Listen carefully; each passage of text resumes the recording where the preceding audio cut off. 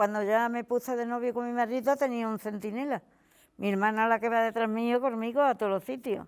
O sea que, por eso mi marido, como era mayor que yo 9 años, pues decidió de que nos casáramos pronto. Vinimos de novio aquí con mi marido una vez paseando y esto, nos gustó el pueblo tan tranquilo y lo veíamos muy bien. A los 3 años nos vinimos aquí a Castellar y ya traía 2, mi hija grande y mi hijo en Gloria esté.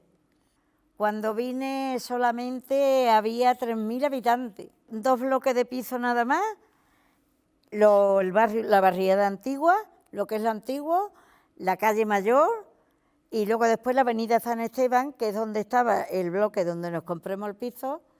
Y bueno, pues no había nada más, en los pisos de los 70 y donde yo me compré el piso, no había más bloques de piso.